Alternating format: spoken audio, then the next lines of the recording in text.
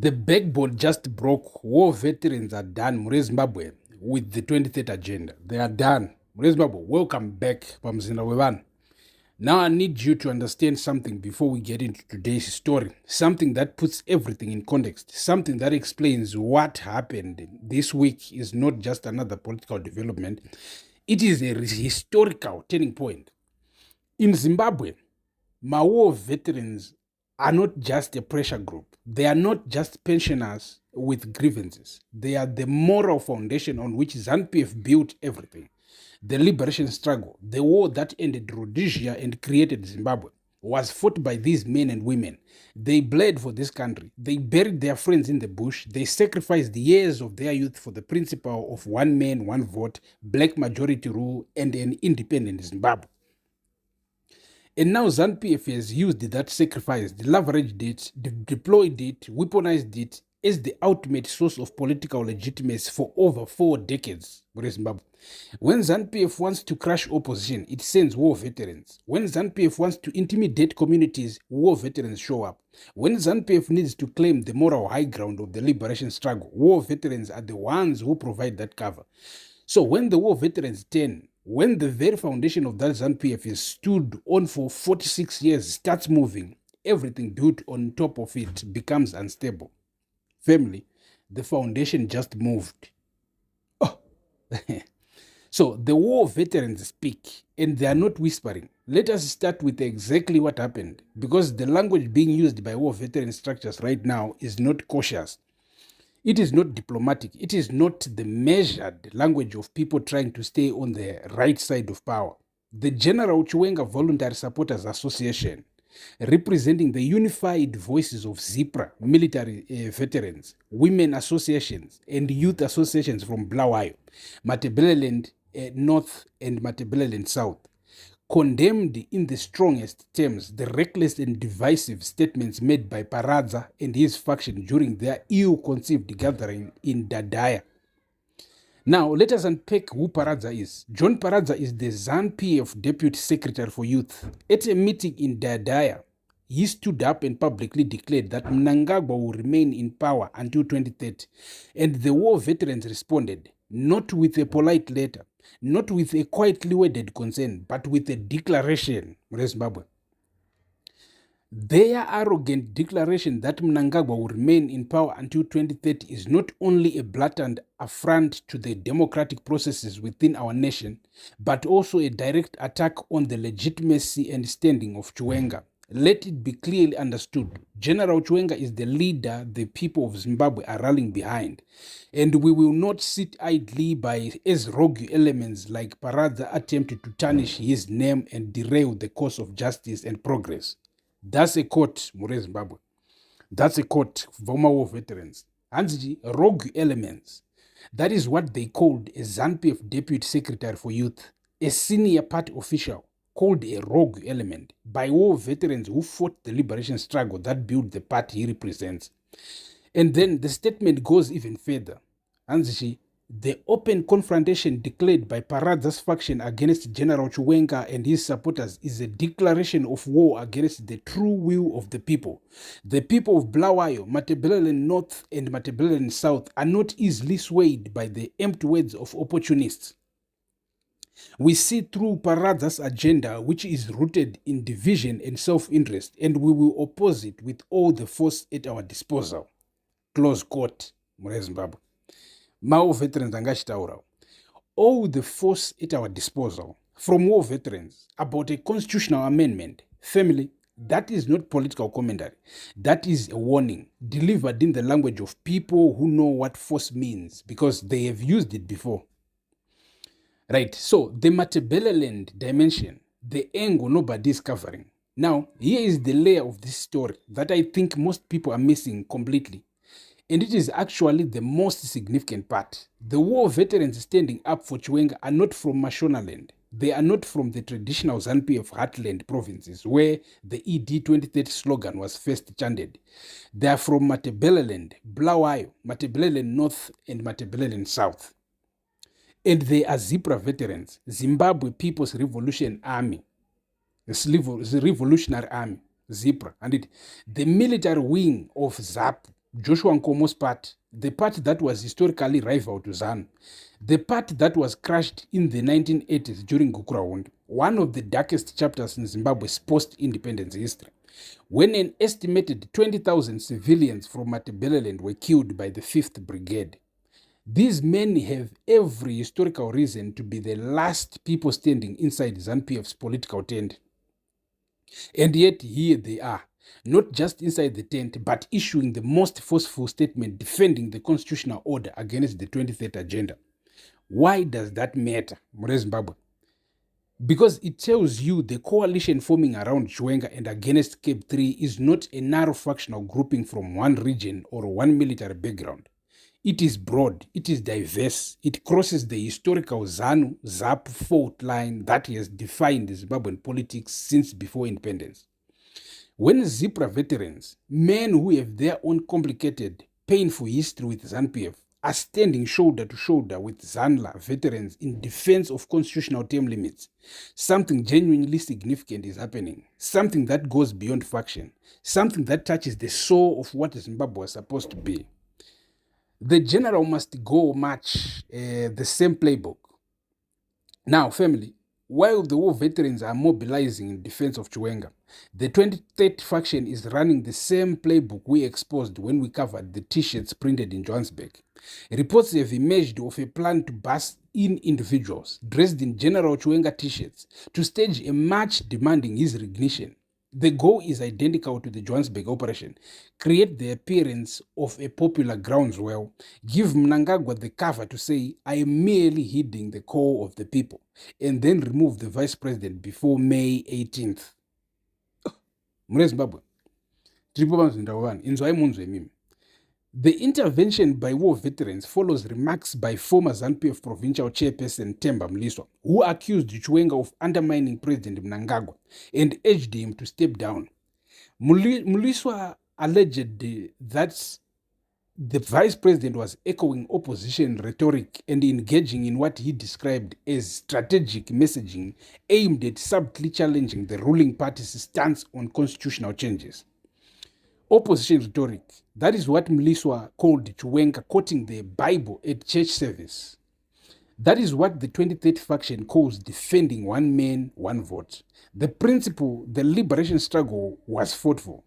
In their framework, anyone who defends the constitution is now echoing the opposition. Anyone who quotes scripture about the dangers of overstaying is now a destabilizer. The War Veterans Association dismissed the calls for resignation as baseless and inconsistent with constitutional principles, saying the Zimbabwe National Liberation War Veterans Association notes with concern recent public statements calling for the resignation of Honorable Vice President Dr. Constantino Chiwenga, premised solely on his participation in and sharing of a church sermon rooted in biblical teachings. They called it what it is. Vice President attended a church service. He shared a biblical story and powerful people want him to resign for it. The war veterans, men who have seen real political persecution, real intimidation, real violence, looked at that demand and said baseless and inconsistent with constitutional principles. And then they did something even more powerful. They described Chiwenga as umkwenyana, a Ndebele term of deep respect and familiar connection. Mkwasha. Mini baloy and it. They claimed him as their own, as the leader they are rallying behind, as the man whose succession to the presidents they are committed to defending. Right, Ataure about the Politburo confrontation. Chiwenga says the quiet part loud. Zimbabwe, alongside the war veteran mobilization, there's been a confrontation inside the ZANU-PF Politburo that we need to talk about. Because what Chiwenga allegedly said in that room is the most direct, most personal, most devastating thing he has said in this entire crisis. In a moment described by insiders as both symbolic and chilling, Chiwenga allegedly invoked his liberation war credentials, reminding colleagues that he fought to liberate the country while others fled. A pointed remark widely interpreted as a swipe at rivals within the party. He fought to liberate the country while others fled. Family, you do not need a PhD in Zimbabwean political history to understand what that sentence means in a Politburo meeting. In a room full of ZANU-PF leadership, directed at his colleagues while his president sits at the head of the table. November 2017, Mnangagwa fled Zimbabwe after being fired by Mugabe. He was in South Africa while Chiwenga stayed and planned the coup. Chiwenga was the one who came back from China on a plane secured by soldiers, disguised as baggage handlers, and stood in front of cameras and changed Zimbabwe's history.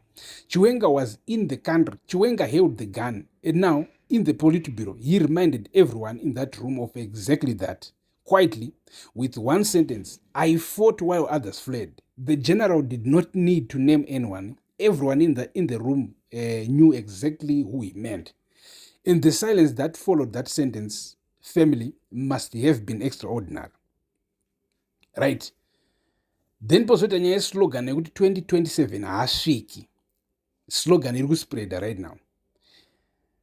The one that started appearing on walls and WhatsApp groups and social media feeds and is now impossible to ignore. A new anti-government slogan. 2027 haasviki. You will not get to 2027. He has emerged from sections of war veterans, retired army generals and a ZANU-PF faction opposed to Mnangagwa. Not 2030, not 2028, but 2027. Zimbabwe. They are not saying he will be voted out. They are not saying he will lose an election. They are saying he will not complete his current term. That the timeline being discussed inside those structures, the timeline that connects the weapon planting plot and the CIO director firing and the generals speaking out and the war veterans mobilizing is shorter than anyone in State House wants to admit publicly. The slogan surfaces at a time when Mnangagwa is facing mounting resistance from within his own ranks, with signs of military-backed backlash intensifying fierce power struggle at the heart of Zimbabwe's ruling elite. Military-backed backlash. Those three words, Zimbabwe, written by Africa Confidential, one of the most respected and careful publications covering African politics, should be read very slowly by everyone in that building on Samora Machel Avenue. Because Africa Confidential does not use language like that casually. They use it when the evidence supports it. Right, let's talk about the Mashonaland central page extending into the provinces. Family, as all of this is happening at the national level, the page is extending downward into the provinces, into local structures, into the lives of ordinary party members who are now finding themselves on the wrong side of a factional line they never asked to stand on. Provincial ministers and youth leaders in Mashonaland Central are reportedly being targeted, finding themselves on firing lines as loyalties shift. People who have spent years building their local party structures, who have done the grassroots work, the community meetings, the campaign logistics, suddenly discovering that their usefulness to the 2030 project is the only thing standing between them and political oblivion. This is how factional pages always work. They start at the top with vice presidents and army commanders and CIO directors, and then they cascade downward. The signal goes out from the center. Prove your loyalty or face the consequences. And every official at every level starts making calculations. Do I publicly support ED 2030 and hope the faction wins? Do I quietly align with Chiwenga and hope the constitution holds? Or do I try to survive the middle? Keep my head down, saying nothing, waiting to see which way it breaks. The middle is the most dangerous place to be right now because both factions are watching.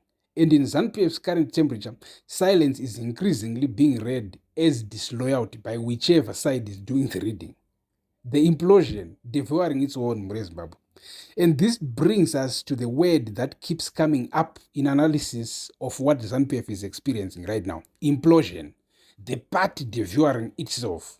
There's a sentiment growing among observers that what we are watching is a kind of divine fulfillment, a long predicted reckoning. ZANU-PF built its power on the ability to consume opposition, to crush anyone who stood outside its tent with enough force and speed that no viable alternative could form. It was a machine designed for external threat.